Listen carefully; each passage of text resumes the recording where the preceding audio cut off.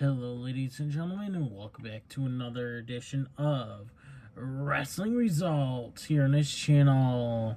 So, tonight's AEW Dynamite was held live from the Fifth Third Arena in Cincinnati, Ohio, on September 8th on a Wednesday.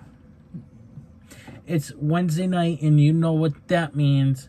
Jim Ross, Tony Schiavone, and Taz were the broadcast team for tonight's event. Malachi Black versus the Nightmare Factory, the Natural Dustin Rhodes. You could definitely rent space in your opponent's head with Malachi Black's entrance, said Taz. Black has yet to taste defeat in AEW, added Jim Ross. Dustin charged at Malachi Black and took him down with a kick to the head. He followed up with kidney punches and then a German suplex. The action spilled outside of the ring where Dustin stalked Malachi Black. Dustin's momentum came to a screeching halt when Malachi Black suplexed Dustin through a ringside table. Dustin began to clutch his knee immediately back into the ring. Malachi Black removed the turnbuckle cover. They exchanged strikes, but Black blasted Dustin with a knee to the midsection. Malachi Black applied a tight chin lock, and then he transitioned into a heel hook submission. There goes the vertical base advantage that Dustin normally has, said Jim Ross. Dustin finally got to the ropes, forcing ref Aubrey Edwards to break the hold. Black continued attacking Dustin's leg. Dustin went in a heap that time, said Tony Schiavone. Dustin Rhodes finally got to his feet and found the muster to power slam Malachi Black. Dustin was looking for the Canadian Destroyer, but his knee buckled. Black escaped it, but Dustin rolled up Black for a near fall. Malachi Black caught Dustin Rhodes with a vicious running knee strike for a near fall. Malachi Black went outside of the ring and pulled Cody Rhodes' boot out from underneath the ring. Boot out from under it. He threw the boot towards Dustin to get into his head. Dustin finally found a Canadian Destroyer for a very near fall on Black. That was super close, right on top of the head, said Taz. That knee is problematic for Dustin, added Jim Ross. Malachi Black dodged Dustin and Dustin collided with exposed turnbuckle corner. Malachi Black followed up with a spinning heel kick and pinned Dustin Rhodes. After his successful AEW in-ring debut at All Out, CM Punk addressed the fans. We're gonna get it right to it. I want to thank Darby Allin. I want to thank Sting. And also, I want to thank you all. I didn't know if I had what it takes, but I am here to tell you it's like riding a violent bicycle. And I'm gonna get back on that bicycle. Who saw the pay-per-view? Ruby Soho, Adam Cole, and Bryan Danielson. The first person I texted as soon as I was out of the ring in Chicago was my beautiful wife, April. She asked me what was next. Cincinnati, what's next for CM Punk? There's a lot of people to choose from. Taz grabbed a microphone and interrupted CM Punk. I'm tired of this bullshit love fest that you're doing. Don't you ever mention any members of Team Taz that you want to face? Don't you ever do that, said Taz. Nobody ever mentioned Team Taz, replied Punk. Yes, you did on the radio, in interviews. I'm telling you, Punk, don't do it, said Taz, as Hobbs and Hook joined Taz and stood by his side. I'll tell you what, since I've known you a long time, said Starks, and sends Hook, sends Hobbs, and hey, listen, all four of you beat me if you can survive, if I let you, said CM Punk. As Punk made his way to the ramp from the ring, he powerhouses Hobbs and had a stare down until Hobbs finally walked to the ring for his match. Ruby Soho was backstage being interviewed by Tony Schiavone when she was interrupted by Dr. Britt Baker, Jamie Hayter, and Rebel. I actually helped break Brittany in, Tony. This is my block now, said Soho. Why don't you go run away to catering where you spent the last 4 years of your life, replied Baker. Team Taz powerhouse Hobbs with Hook versus Top Flight's Dante Martin. Hobbs slammed into Dante with a running shoulder tackle. Dante fired back with forearms and a springboard press, but Hobbs caught him. Dante escaped and then drop-kicked Hobbs outside of the ring. Dante tried for a torpedo suicida, but Hobbs caught him mid-flight and then rammed Dante's skull into the steel ring post. The sky is limit for Powerhouse Hobbs because he's manhandling one of the hottest properties in all of AEW, said Jim Ross. Hobbs rolled down his knee pad and dropped a knee on Dante's sternum. Hobbs attempted another knee drop, but Hobbs rolled out of the ring. Dante blasted Hobbs with a gigantic shotgun drop kick to the top turnbuckle. He sent Hobbs to the outside with a running pump kick. Hook jumped up onto the apron to jaw jack with Dante, but Dante jumped right over Hook and smacked right down onto Hobbs. Dante springboarded into a pump kick at Hobbs, but Hobbs answered with a nasty spinebuster for the victory. American Top Team's Dan Lambert was in the skybox with Scorpio Sky and All Ego Ethan Page. You may think that this company is the hottest thing going in the world of professional wrestling, and you think you can keep playing these fans like a fiddle, but you will never be able to hide the truth for long. And the truth is this company has two real men working for it, Scorpio Sky and Ethan Page. And if you have any tough guys out there, I suggest you send them up here right now, said Lambert. Backstage we have Matt Hardy threatened to cut freshly squeezed Orange Cassidy's hair. In another locker room, Orange Cassidy replied, "Whatever."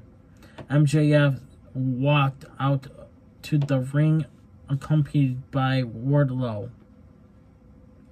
Let me explain something to you. Prior to this past Sunday, I beat Chris Jericho 3 times. And this past Sunday, I beat him a 4th time. But after the bell was rung, my music was played. There was extreme bias and the match was restarted. Let me make something clear to all of you marks. Cincinnati, Ohio is the biggest dumpster fire in the world. It's called Midwest because everything in it is mid. Every single person who lives here is mid. You got a problem with me, Cincinnati? Why don't you do something about it? Why don't you jump the guardrail so I can beat everyone here? Oh yeah, that's right. You won't because you're all cowards. It says you want. Literally on AEW page, AllEliteWrestling.com page. MJF started mocking Linda Pillman and Brian Pillman's daughter, who were sitting in the front row. Brian Pillman Jr. heard enough. Maxwell Jacob Freeman, I hear you're out here talking trash about my hometown and worst of all, my family. We all know you had a really good silver spoon upbringing, but I'm here to tell you that where I'm from, this city breeds badasses like Brian Pillman and John Moxley. I'm Brian Pillman Jr. I'm from Cincinnati. Welcome to the jungle, said Brian Pillman Jr. MJF started mocking Brian Pillman Jr.'s mother, Melanie. Then MJF ordered Wardlow to step aside. Pillman Jr. grounded and pounded MJF. Eventually, Wardlow's German suplex Brian Pillman Jr. Griff Garrison jumped into the ring to even up the odds, but MJF nailed Griff with a Dynamite diamond ring, making her AEW debut after winning the All Out 2021 Casino Battle Royal. It was Ruby Soho going up against Jamie Hayter with the AEW Women's World Champion Dr. Britt Baker, DMD, and Rebel. They lock up with Hayter pushing Soho in the corner. Soho blocked a hip toss and then walloped Hayter with a knee strike. Hayter answered by punting Soho in the midsection. Ruby Soho DDT'd Hayter for a near fall. Hayter propped up Soho on her shoulders, but Soho countered by smashing Hayter's head first into the mat. That was just an overpowering counter. Nothing scientific about it, said Jim Ross. Out of nowhere, Soho kicked Hayter in the jaw, and it was more than enough to pin Hayter. What a way to make a statement to the women's roster, said Taz. After the match, Britt Baker, Hayter, and Rebel attacked Ruby Soho. Rio ran out to make the save, but Hayter crunched Rio with a backbreaker. Chris Statlander sprinted into the ring with a chair, and Baker and her crew retreated. So, trios match. The Pinnacle, FTR, Cash Wheeler, and Dax Harwood, and Sean Spears with Tully Blanchard and Wardlow versus Dark Order's Evil Uno, John Silver, and Stu Grayson with Colt Cabana, Allen Angels. Silver body slammed Spears. He tagged in Stu Grayson, but Spears pulled Stu into the Pinnacle's corner. The Pinnacle worked over Grayson in the corner. Evil Uno got the tag and served up a big boot to Spears. Spears hits a jawbreaker on John Silver and tagged in Dax from FTR. Silver countered Dax and snapped him back with a quick vertical suplex. Silver rocked Dax with kicks and then a bridging German suplex for a near fall. Dax hit a slingshot suplex on Grayson and Uno accidentally collided heads. Spears finishes off Silver with a Death Valley driver for the pin. The Pinnacle capitalized on the Dark Order's miscommunications, said Taz.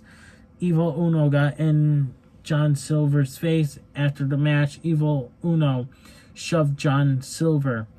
The Dark Order members began to fight amongst one another. It was chaos.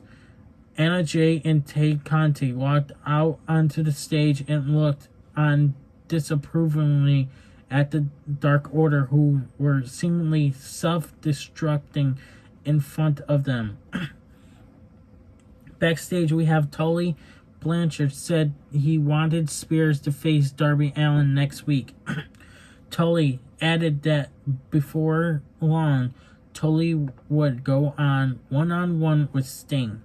In the trainer's office, Alex Marvez interviewed with the Varsity Blondes. Pillman Jr. said he'd be facing MJF on Dynamite at Arthur Ashe Stadium.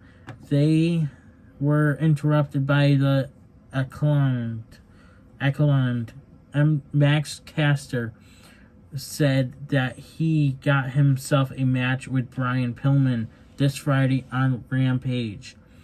Tony Schiavone interviewed AEW World Champion Kenny Omega, the Young Bucks, Matt and Nick Jackson, Adam Cole making his AEW Dynamite debut, baby, the Good Brothers, Brandon Cutler, Michael Nakazawa, and Don Callis.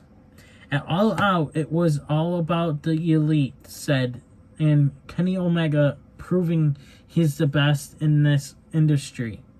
And the Bucks are going to get the Lucha Brothers back, said Don Callis. Actually, you stuck your nose where it didn't belong, Don Callis. Speaking of getting things back, we got our best friend back, Adam Cole, baby, said Nick Jackson. Adam Cole says, who's ready for story time with Adam Cole, baby? But first of all, now I know that you're really close with Britt Baker, Tony Schiavone. I swear to God, if you even look at her the wrong way, I will slap your face and knock those stupid glasses off your face. Get out of our ring, nerd. All Elite Wrestling, the greatest professional wrestling in the entire world. And do you want to know what that is? It's because of the guys in this ring right now.